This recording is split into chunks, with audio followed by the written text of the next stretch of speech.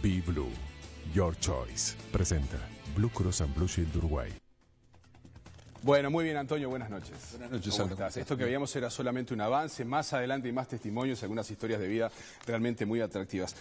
Contador Astori, teniendo en cuenta lo que ha sido el anuncio en su momento del doctor Vázquez aquí en Código País y la última encuesta de Cifra que difundíamos en Telemundo, por la cual, según la encuesta de Cifra, el 52% estaría votando al Frente Amplio, el doctor Tabaré Vázquez, y el 35% de Luis Lacalle Pou. Bueno, estamos hablando de un margen importante en favor de su fuerza política.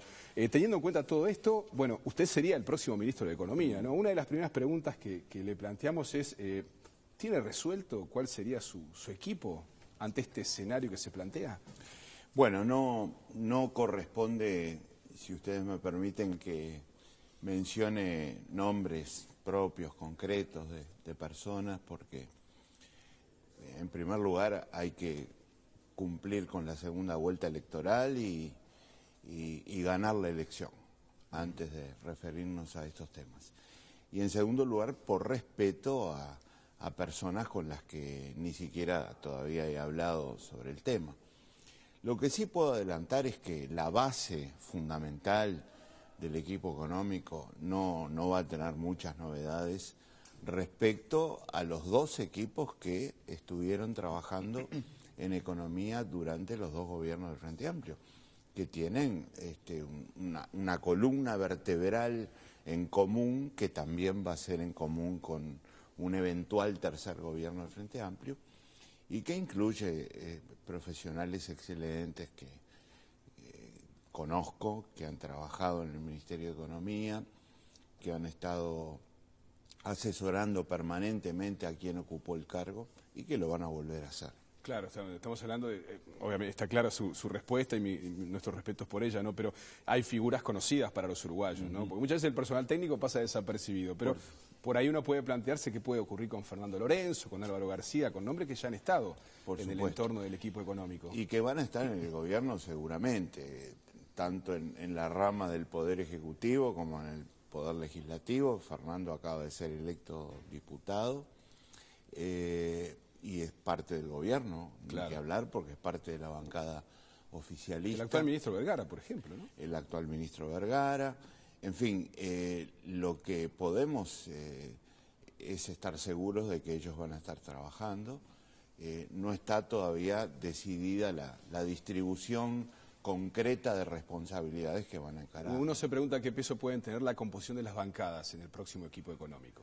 Bueno, yo creo que todas las bancadas van a tener peso importante, las del oficialismo para precisamente colaborar y complementar las propuestas del Poder Ejecutivo, las de la oposición para escucharlas, para ser tenidas en cuenta.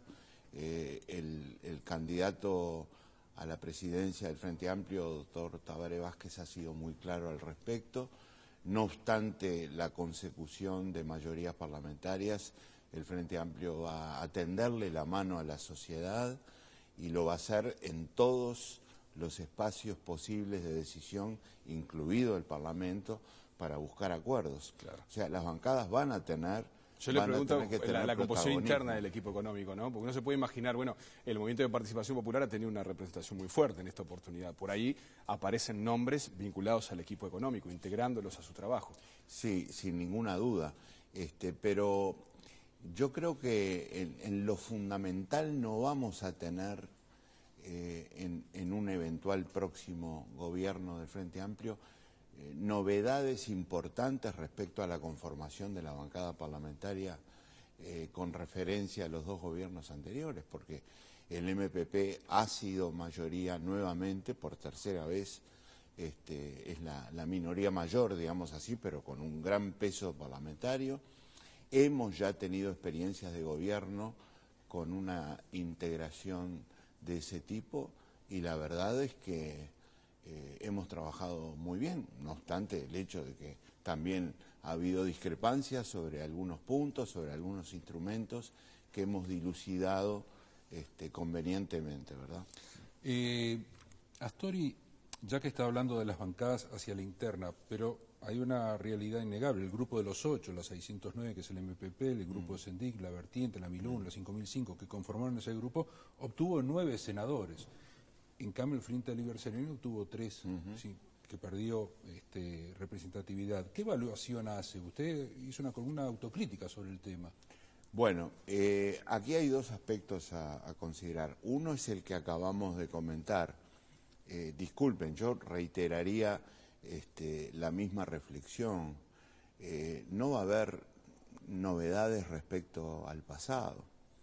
Esto no altera el rumbo, la orientación, el enfoque, la visión que podría tener un tercer gobierno del Frente Amplio respecto a los anteriores. Va a haber desde ese punto de vista una continuidad importante, sin perjuicio de las nuevas responsabilidades y los nuevos cambios que va a haber que realizar. Y en los 2 primeros gobiernos del Frente Amplio no tuvimos absolutamente ninguna dificultad respecto a eso que es lo que llamábamos la columna vertebral y la orientación fundamental del gobierno. Eso no está en juego y no lo va a estar por esos cambios que se mencionaban respecto a la bancada parlamentaria.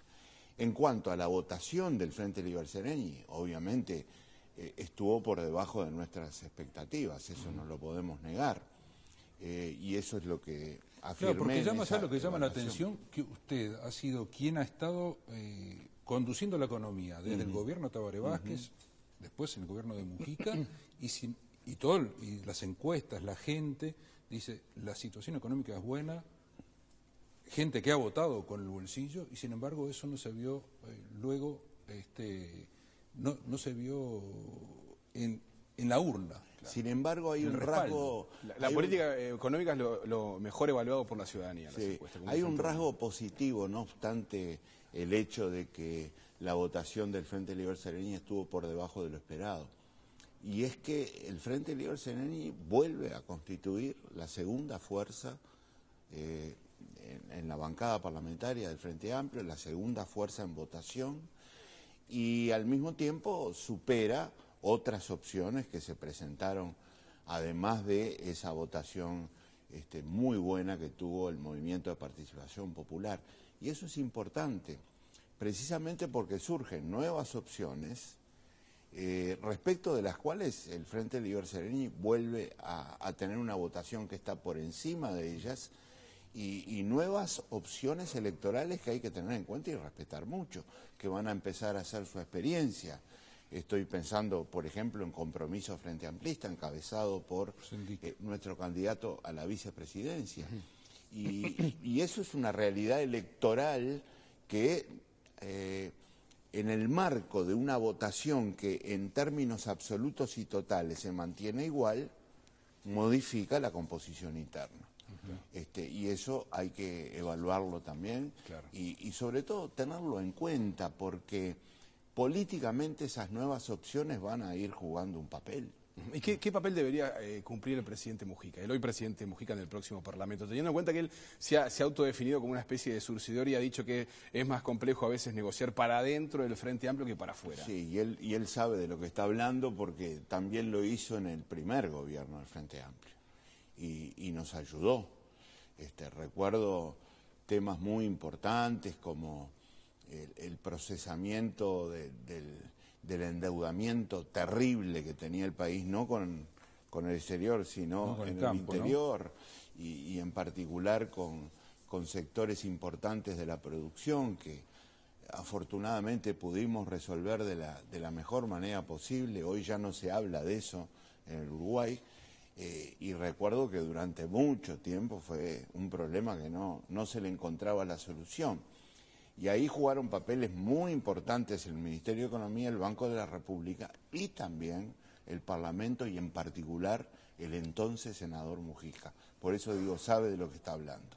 Durante este gobierno, Mujica fue muy importante, no solo por ser el presidente de la República, también lo fue porque no obstante el hecho de que tuvimos discrepancias que yo no puedo negar ni él tampoco, siempre fue también una contribución que garantizaba el rumbo, la orientación, insisto en esto es fundamental. Discutir un impuesto no es discutir el aspecto sustantivo de la orientación de un gobierno. Y la verdad es que las discusiones y las discrepancias fueron de ese tipo, no sobre los aspectos sustantivos fundamentales. Y Mujica contribuyó decisivamente a que esto fuera así. ¿Cuántas veces lo oyeron decir a Mujica, si la economía no marcha no se puede repartir? ¿Qué encierra esa reflexión? ¿Qué postura está exponiendo públicamente un presidente cuando dice eso? Así que fue fundamental. Y culmino la respuesta, perdón por la extensión, sí. Aldo, eso va a volver a ocurrir con Mujica en su papel de senador, pero además en su papel de líder político. Mujica es uno de los líderes históricos más importantes del Frente Amplio. Y a propósito, Astori, ¿qué papel cree que jugó Mujica justamente en esta campaña? Porque da la sensación de que cuando Mujica dice voy a ser el candidato al Senado, cambia la campaña también. ¿Usted está de acuerdo? Estoy totalmente de acuerdo. ¿Sí? Totalmente de acuerdo, creo que cumplió un papel muy importante y me parece que fue factor fundamental de la votación extraordinaria, una vez más, no es la primera vez que tuvo el Movimiento de Participación Popular. Permítame, vamos a ver si te parece, Antonio. Vamos a ver lo que decía el senador Luis Alberto Heber aquí en Código País hace unos días.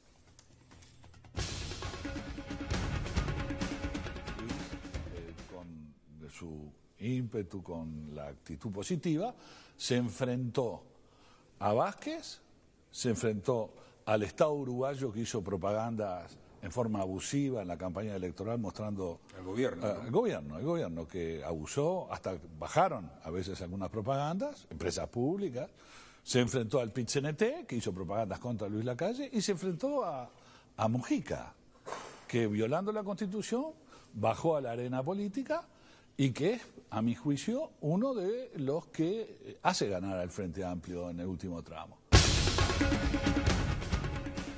Bueno, el planteamiento del Partido Nacional es un desequilibrio muy fuerte en contra del Partido Nacional. ¿Qué opina usted al respecto? Pero sobre todo porque habla que violó la Constitución, además. Sí, además. Bueno, yo me iba a referir a eso, porque ahí radica mi discrepancia fundamental con lo que acabo de oír. Yo voy a citar al propio presidente Mujica, no me pueden impedir que diga lo que pienso. Él no adoptó una perspectiva partidaria para hablar de los problemas del país. Habló de los problemas del país, dio su posición y solo esa exposición pública sobre los temas nacionales y sus reflexiones jugaron el papel que hoy mencionábamos acerca de... Pero también dijo que iba al Parlamento y que no se quería jubilar, ¿no? Claro, también dijo eso, pero es notorio que iba a estar en las listas del Movimiento de Participación Popular y eso no lo podía negar. Iba a estar figurando como candidato al Senado. Él no llamó a votar por un partido y un sector. Se refirió a los temas del país y puso su nombre en la lista, por supuesto. Claro. Contador, el Partido Nacional afirma que el próximo 30 de noviembre se decide entre un gobierno de mayorías por imposición o un gobierno de diálogo, que es el que plantea el Partido Nacional. ¿Usted qué opina de esta? Que no es la alternativa que se presenta en el país y al mismo tiempo no es la que nosotros promovemos, que yo mencionaba hace un ratito, y lo vamos a hacer con mucha sinceridad en caso de llegar al gobierno, que es tender la mano a toda la sociedad, a todo el Parlamento y buscar nuevamente acuerdos sobre los grandes temas nacionales. Las mayorías parlamentarias no pueden ser, no van a ser para nosotros un obstáculo que impida una actitud de este tipo. Usted va a buscar el diálogo con la oposición, usted va a escuchar las ideas de la oposición. Pero ni que hablar, ni que hablar. Y me estoy refiriendo, para empezar, a los grandes temas nacionales, sí. a los temas de, digamos, aumento de la capacidad física del país, como son los infraestructurales, incluyendo los transportes, las comunicaciones, los servicios portuarios, la energía y el desarrollo de la capacidad humana, la educación, la seguridad pública, la seguridad ciudadana, las mejoras que podamos introducir en la matriz de protección social. En todos esos grandes temas hay que escuchar a todo el mundo y hay que tratar de beneficiarse con la opinión que pueda venir de otros sectores y ojalá podamos, además de hacer acuerdos, llevarlos a la práctica y cumplirlos. En el periodo pasado, también al iniciarse el periodo, logramos, por lo menos en términos manuscritos en algunos casos, avances importantes en materia de acuerdos. Lamentablemente, después no fueron posibles en términos de concreción. Muchas veces la oposición práctica. ha dicho, no fuimos escuchados, por ejemplo, en el tema de educación, ¿no? Sí, me parece que las responsabilidades son de todos, del gobierno y de la oposición. Es muy difícil que uno se atribuya, digamos, la responsabilidad de haber actuado bien y acuse al otro de no haber cumplido. Cuando no hay una concreción de este tipo, todos tenemos responsabilidades, sin ninguna duda. Ajá. Y en tema de educación, ¿por qué no se cumplieron los acuerdos multipartidarios, contador? Bueno, yo creo que en definitiva allí cuando llegó el momento de tomar ciertas decisiones importantes, y voy a poner un par de ejemplos si ustedes me permiten, no encontramos sinceramente una respuesta favorable a los planteos que se habían discutido previamente. Uno es, por ejemplo, el que tiene que ver con la Universidad de la Educación. Ajá, el cogobierno allí. Habíamos, digamos, incluido esta Universidad de la Educación como uno de los puntos fundamentales de esos acuerdos.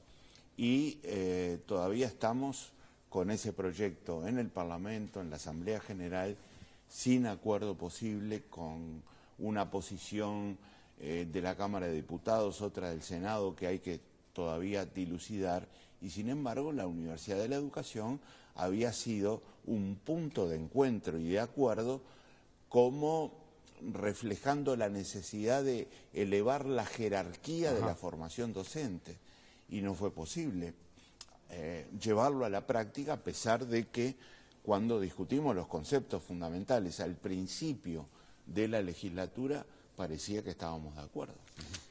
Astori, ahora yo recuerdo usted siendo muy duro, por ejemplo, hablando de los corporativismos, justamente en la educación, sí, ¿no? Cuestionando eso, que eso fue uno de los factores que llevó a que no se llegaran a acuerdos en ese tema. Bueno, yo sigo pensando lo mismo en cuanto al peligro de los corporativismos, ¿verdad? Y a la necesidad de que entre todos vayamos creando las condiciones para superar esas conductas. Y sobre todo para que esas conductas corporativas que han existido no se conviertan en obstáculos para tener lo que el país necesita y no ha encontrado todavía, aunque parezca obvio, un sistema educativo con conducción nacional, un sistema educativo que se integre con todas las experiencias de educación pública, privada, formal, informal, y que tenga una conducción nacional respetando las autonomías, me apresuro a decirlo, pero no quedando presos de defensas de intereses parciales que se oponen al interés general. Eso lo tenemos que lograr en el país, tenemos que seguir avanzando desde ese punto de vista. Contador, vamos con temas de propuestas e impuestos, ¿no? Porque el doctor Vázquez dijo en las últimas horas en Soriano, respondiendo al doctor Lacalle Pou, que habrá rebajas impositivas. A la vez la pregunta viene por este lado. Se realizan propuestas como el Sistema Nacional de Cuidados, el aumento del presupuesto en la educación, la entrega de las tablets, por ejemplo, a los jubilados, mantener el nivel presupuestal del MIDES. Además, se agrega un costo importante en lo que respecta a los aumentos al Poder Judicial, ¿no? Porque son casi 60 millones de dólares. ¿Se puede financiar todo esto? Sí, se puede, sabiendo que en política el manejo de los tiempos es fundamental. Cuando uno anuncia objetivos sobre temas como los mencionados en la pregunta, está anunciando, digamos, la finalidad, hacia dónde va, pero también está diciendo que la disponibilidad de recursos para hacer posibles esas acciones políticas está atada, está articulada a las posibilidades fiscales del país. Claro. Por ejemplo, se habla de educación y de la meta de llegar al 6% Sí. del Producto Bruto Interno. Tal como hicimos en el primer periodo con el 4,5%, Sí. nosotros nos comprometemos con la meta, pero estamos señalando al mismo tiempo que esa es la finalidad hacia la que vamos a caminar. Y en función de las posibilidades fiscales, vamos a elegir los tiempos en los que se haga efectiva esa meta.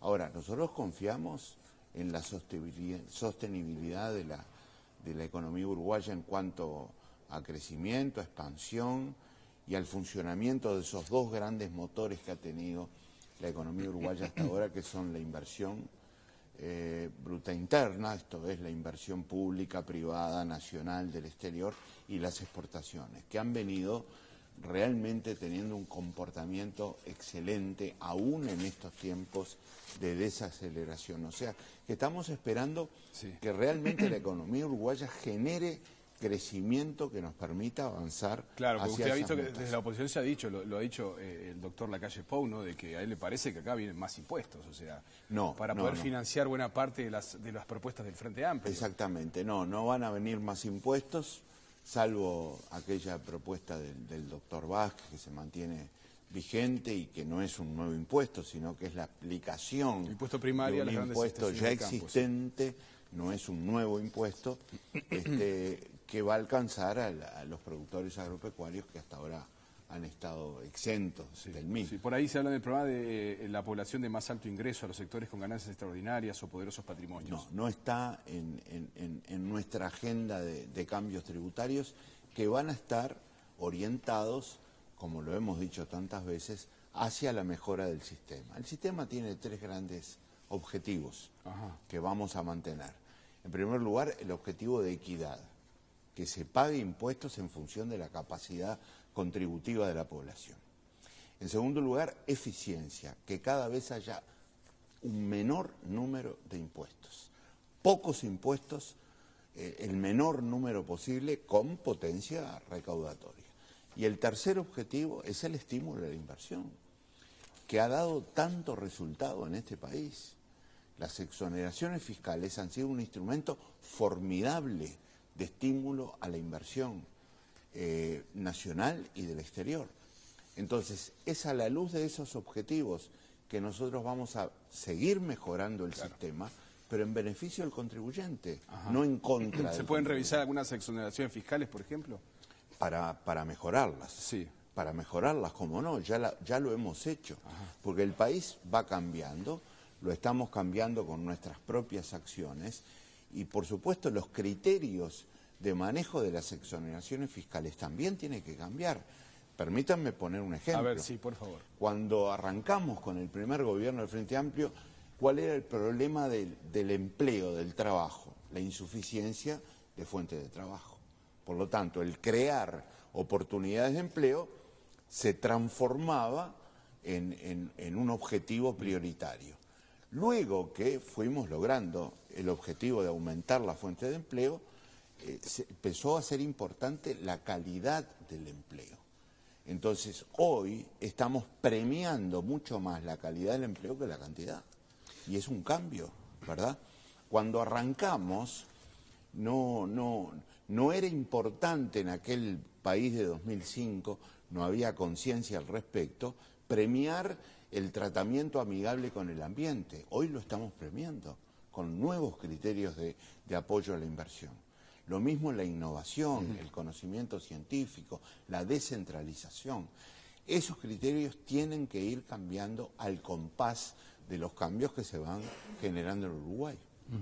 Hasta ahora, si no entendí mal, si no hay crecimiento de la economía, entonces ¿qué va a pasar? ¿No va a haber estas propuestas, no se van a cumplir? Bueno, si no hay crecimiento de la economía, no solo vamos a tener problemas por ese lado, también podemos tener problemas por otros, pero el problema es que nosotros tenemos que practicar una política económica que asegure el crecimiento inclusivo, como lo llamamos nosotros. Esto es la expansión de la economía con inclusión en materia social. Esto es defensa y y mejora de la agenda de derechos en la medida de lo posible. Pero no partamos de que no va a haber crecimiento, partamos de que hay que hacer lo posible para que se mantenga un crecimiento sostenido en el país. Y yo quiero decirles que todo indica que lo vamos a mantener.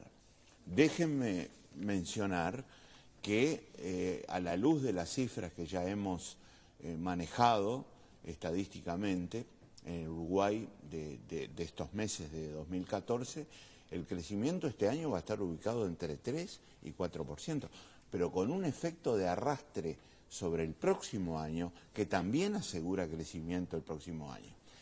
Déjenme decirles también que la mayor inversión del país hasta ahora, que es Montes del Plata, son 2 puntos del producto con su producción en funcionamiento. 2 puntos del producto. Y Montes del Plata arranca a funcionar ya a pleno en el año 2015. Entonces, hay factores que ya nos están asegurando que el punto de partida es positivo. Ahora se trata de practicar la política económica indicada para que haya crecimiento. Bien, uno de los problemas que se ha planteado es el tema de la inflación. Usted ha dicho que es un combate que hay que hacerlo todos los días. Sin duda. ¿Cómo va a llevar adelante eso? Por ejemplo, acuerdos con las grandes superficies. Varios comentarios. Acá hay que diferenciar factores estructurales de factores más circunstanciales o coyunturales. En lo que refiere a los factores estructurales, el más importante generador de presión inflacionaria es el crecimiento. Por lo tanto, no estoy hablando en contra del mismo ni mucho menos, sino señalar que la economía se tiene que ir adaptando a esa situación y, por supuesto, aceptando el periodo de maduración, de reducción de la inflación que provoca el propio crecimiento. Las grandes transformaciones del próximo periodo van a estar muy asociadas a este combate estructural a la inflación, porque aumentar el potencial físico del país, mejorar los transportes, las comunicaciones, los puertos, la energía. Usted habla de mucha inversión pública y privada, estamos hablando de eso. Mucha inversión pública y privada y al mismo tiempo, ojalá, el buen funcionamiento de los mecanismos de coparticipación público-privada y de inversión nacional y del exterior. Pero completo el pensamiento, al aumentar ese potencial físico, la presión que ejerce el crecimiento sobre la evolución inflacionaria disminuye. Entonces, estos son factores estructurales. Y luego están los coyunturales, los que hacen precisamente a factores que no son sostenibles en el tiempo. Por ejemplo, factores climáticos, por ejemplo, ciertas escaseces relativas en algunos momentos, ciertos efectos del exterior en materia de precios que no es posible controlar por parte del país. Ahí vamos a seguir recurriendo a una política monetaria muy disciplinada, a una política fiscal cuidadosa y, por supuesto, si es necesario, a los acuerdos de precios y en materia de tarifas públicas también, que nos han dado resultados. Quiero decirles... O sea, lo puse como un ejemplo, ¿no? Quiero decirles que llevamos 9 meses consecutivos de desaceleración inflacionaria. No es poca cosa. Y ya estamos muy cerca del techo del rango meta. La cifra vigente en este momento, en los últimos 12 meses, es 8.1. El rango meta es entre 3 y 7. Pero vuelvo a repetir, 9 meses de desaceleración permanente. Bien, contador, los industriales están reclamando $1 a 27 pesos. ¿Cómo ve esta propuesta? No la compartimos, pero no por el 27, no por el número 27, sino porque no trabajamos ya desde que comenzamos en el Ministerio de Economía en 2005 con un objetivo de tipo de cambio. Trabajamos con flexibilidad cambiaria. Esto es, modificamos el régimen cambiario del país. Y la experiencia indica que esto es muy superior a lo que se hacía en el pasado cuando se fijaba el tipo de cambio. Con o sin tablita, pero se fijaba. Los resultados fueron funestos.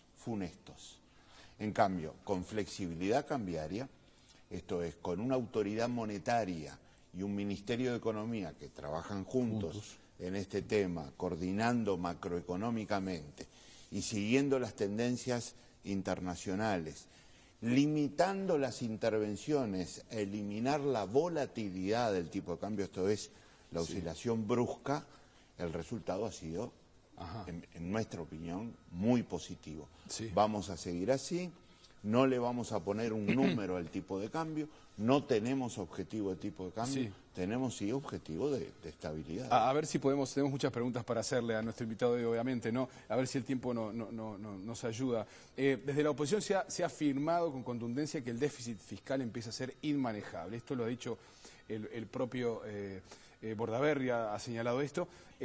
Vamos a ver lo que dijo aquí la economista Azucena Arbeleche cuando mencionó este tema justamente. A ver. Creo que la situación económica es buena, comparto. Lo que sí creo que hay algunas luces amarillas que de no tomar acción en el corto plazo podrían transformarse en luces rojas. La política fiscal, en el ámbito fiscal, ahí tenemos una luz amarilla. Si bien en el momento los indicadores no son malos, pero el déficit actual y el nivel de deuda actual, si no cambia la trayectoria, porque cuando uno mira la deuda es una variable que la miramos en este momento, pero eso hay que proyectar para adelante, para los siguientes años, qué va a pasar con ese... ¿Puede haber problemas en algunos años? Exactamente. Bueno, ¿qué nos responde el contador Astori a propósito de esto? Discrepo totalmente con el enfoque incluso que utiliza la economista Arbeleche, en el sentido que analiza la situación fiscal con independencia de la situación financiera que ha logrado el país. El país está en una situación fiscal absolutamente sostenible, como pocas veces tuvo en el pasado, a pesar de que hay 3 puntos, según la última medición, de déficit fiscal respecto al producto. El país nunca había tenido 24% de deuda neta, nunca en su historia, nunca había tenido las reservas internacionales que tiene hoy en su historia, nunca había tenido la totalidad de la deuda neta, el equivalente a la totalidad de la deuda neta en moneda nacional, eliminando por completo el riesgo cambiario. Nunca se había dado una situación tan excepcional. O sea, no hay señales preocupantes entonces. No, desde el punto de vista financiero y fiscal, ninguna señal preocupante. El 85% de la deuda, ya que se mencionaba en la intervención anterior proyecciones de futuro, el 85% de la deuda uruguaya está nominada en tasa fija de interés, no cambia. ¿Me explico?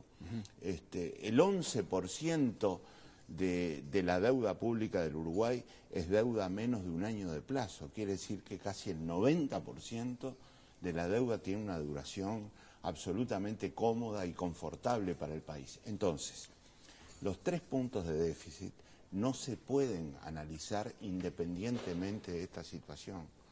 Lo digo de otra manera. Los 3 puntos de déficit de hoy no son iguales a 3 puntos de déficit en el pasado. Hoy configuran una situación absolutamente sostenible. No se interprete esta palabra que estoy convocando a gastar y a tirar manteca al techo en absoluto.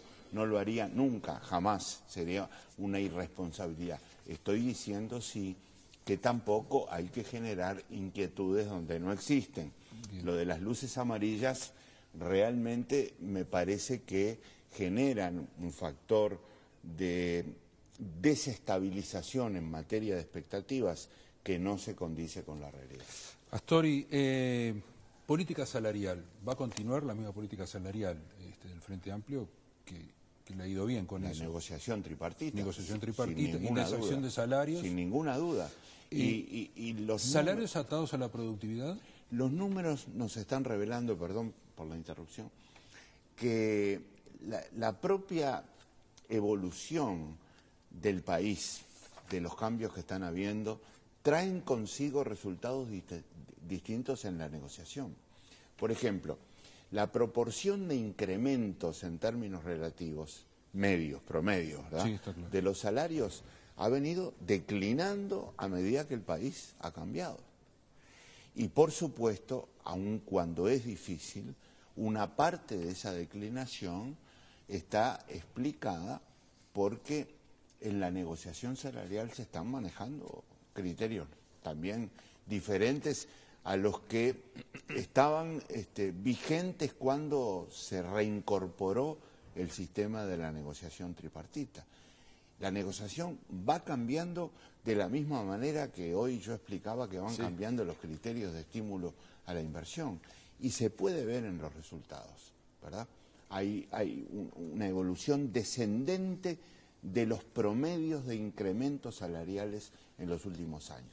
Ahora, yo creo que en la medida de lo posible hay que hacer esfuerzos por ir acercando la evolución a la productividad, conscientes de que no es nada fácil medir la productividad. Pero es algo a ejecutar en estos próximos 5 años, si gana el Frente Amplio. Yo creo que tenemos que hacer esfuerzos atar la productividad. por tener mayor información, por tener información rigurosa que nos permita, entre otras cosas, ir acercando la evolución salarial a los niveles de productividad. ¿Se llega al salario mínimo de 16.000 pesos que pide el PIT-CNT para este próximo quinquenio? Vamos a ver, nuestra política es de aumentar el salario mínimo nacional porque hemos comprobado la importancia que tiene la variable salario mínimo nacional en el aumento de la equidad en la distribución del ingreso. Es así. Sí. Le planteo sintéticamente, si puede respondernos esto sintéticamente, ¿Mercosur o Alianza del Pacífico? ¿O los dos? Bueno, yo creo que la integración en el barrio, esto es Mercosur, es imprescindible. Y soy consciente de los enormes problemas que ha habido hasta ahora, de los que seguimos teniendo y de la necesidad de superarlos. Pero ese proyecto no lo podemos abandonar de ninguna manera. Una de las características con las que tenemos que negociar es la de lograr la flexibilidad que nos permita ir más allá del Mercosur, hacer acuerdos en la región, como por ejemplo la Alianza del Pacífico, hacer acuerdos fuera de la región, como los tenemos con México, por ejemplo, que es el único tratado bilateral de libre comercio que tiene Uruguay, firmado y en funcionamiento y con buenos resultados. Atención. Entonces, mi respuesta es, no podemos convertir al Mercosur en un encerramiento que nos impida ir más allá de la integración con nuestros vecinos. Tenemos que lograr esa flexibilidad. No puede haber un conjunto de normas que solo funcionen para impedir. Tenemos que lograr la posibilidad de tener membresías múltiples. ¿Eso implica un TLC con Estados Unidos, por ejemplo, también? Si surgiera. Se verá en el futuro. Las relaciones son muy buenas. Se verá en el futuro. Nosotros no pudimos hacer un TLC con Estados Unidos cuando se planteó el tema en el primer gobierno de Tabaré Vázquez, no solo porque tuvimos problemas internos, sino porque también Estados Unidos tenía problemas que lo impedían, ¿verdad? Entonces, hay que verlo. Yo creo que nosotros tenemos que tomar la apertura al mundo como un lineamiento estratégico del país que solo nos puede traer mayor potencia, mayor calidad, mayor capacidad para desarrollar nuestras energías fundamentales en materia de actividad. Por eso insisto en que más que una línea de llegada, el Mercosur es una plataforma de lanzamiento al mundo. Una de las prioridades que usted estableció, o que se establece el gobierno, es la Universidad de la Educación, de la cual ya hablamos, la otra es la reforma del Código de Proceso Penal, y la otra es la Ley de Medios, que ha traído tanta polémica en estos días. ¿Por qué esta urgencia ahora de la Ley de Medios? Primero, que consagra el monopolio de Antel, ¿no? ¿Usted está de acuerdo con eso en la transmisión de datos? Monopolio de Antel en la transmisión de datos. Empiezo por lo de la urgencia. Lo de la urgencia no es tal, porque hay desde hace meses un compromiso en el Frente Amplio de votar esta ley, que no fue abordado hasta ahora por razones de que había disposiciones... La campaña. No, había disposiciones además que no se podían votar dentro del año en que estaban inhibidas. Me refiero a disposiciones de tipo presupuestal. Pero luego de los cambios, que fueron muy numerosos, introducidos en esa ley, y que hoy hacen, dicho sea de paso, que tenga que ser aprobada por el Senado, pero tenga que retornar a diputados para ver si la Cámara de Diputados está de acuerdo, esa ley, ese proyecto mejoró mucho. Y nosotros, obviamente, estamos comprometidos a votarlo. Claro. Lo vamos a Ahora, hacer. contador, ¿no teme que afecte la libertad de expresión, teniendo en cuenta que, entre otras cosas, establece pautas claras, pautas oficiales en los contenidos? Sinceramente no. No quiero hacer argumentos de autoridad, pero no es poca cosa que tanto el relator de libertad de expresión de la comunidad americana, esto es de la Organización de Estados Americanos, como el relator de libertad de expresión de las Naciones Unidas hayan manifestado que las normas que contiene el proyecto de ley de medios, el llamado proyecto de ley de medios, no afectan la libertad de expresión en el sentido de limitarla. Hay normas que refieren, por ejemplo, a digamos, los contenidos en materia de horarios de protección al menor o que tendrían lugar durante el transcurso de horarios de protección al menor.